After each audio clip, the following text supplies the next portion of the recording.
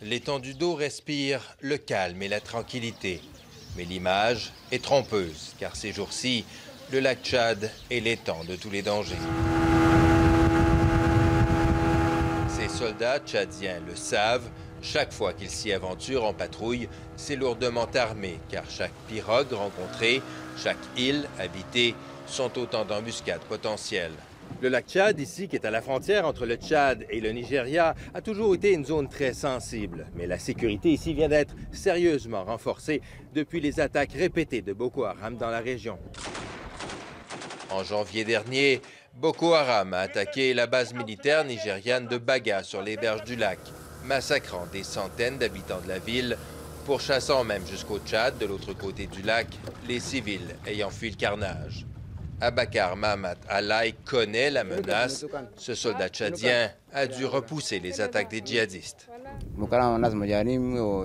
Pour moi, les Boko Haram ne sont que des criminels, des bandits qui profitent de l'absence des forces de sécurité pour s'en prendre aux populations et à leurs biens, dit-il. Le lac a été déclaré zone militaire, patrouillé en permanence par des soldats des 4 pays riverains. Les Tchadiens contrôlent les embarcations rencontrées pour s'assurer qu'elles ne transportent pas d'armes ni de djihadistes. Ils y trouvent le plus souvent des villageois apeurés et excédés, comme Abakar Mbodou, un pêcheur du village de Tagal.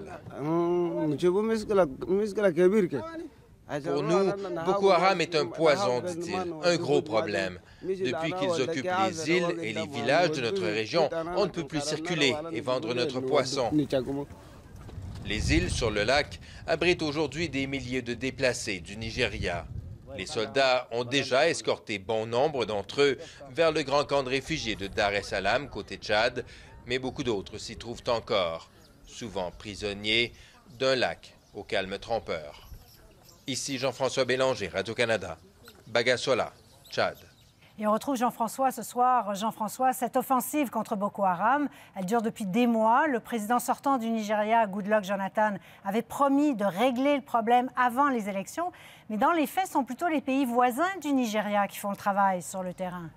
Oui, Céline, et ça soulève d'ailleurs pas mal de questions parce que le Nigeria, qui est en fait le pays le plus peuplé d'Afrique, a, en théorie en tout cas, une armée beaucoup plus forte que celle des pays voisins. Et pourtant, en 6 ans, il faut bien le reconnaître, l'armée nigériane n'a pas réussi à accomplir grand-chose contre Boko Haram, alors que des pays qui sont en théorie beaucoup plus modestes, plus pauvres en tout cas, comme le Tchad, comme le Niger, eux, ont réussi à infliger de sérieux revers aux islamistes de Boko Haram, et ce, sur le territoire même du Nigeria. Et ça, je vous dirais que ça commence à créer des tensions sur place. Le président tchadien Idriss Déby, par exemple, ne cache plus son énervement. Il a même critiqué publiquement le manque d'implication des troupes nigérianes, le manque de coordination aussi qui a forcé, en fait, les soldats tchadiens à reprendre 2 fois d'affilée des mains de Boko Haram, la même ville, parce que les soldats nigérians qui devaient se déployer sur place entre-temps, ne l'ont pas fait. On parle de plus en plus et depuis plusieurs mois de la création d'une force multinationale pour lutter contre Boko Haram qui pourrait être placée sous l'égide des Nations Unies ou plus probablement sous celle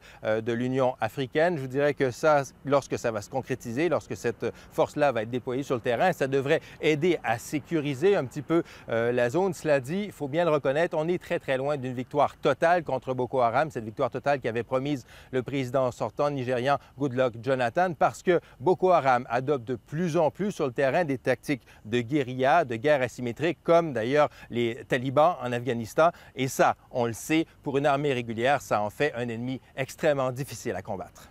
Merci beaucoup, Jean-François. Je vous en prie, au revoir. Et un rappel sur Boko Haram, le groupe armé islamiste est né en 2002 dans l'état de Borno, dans le nord-est du Nigeria.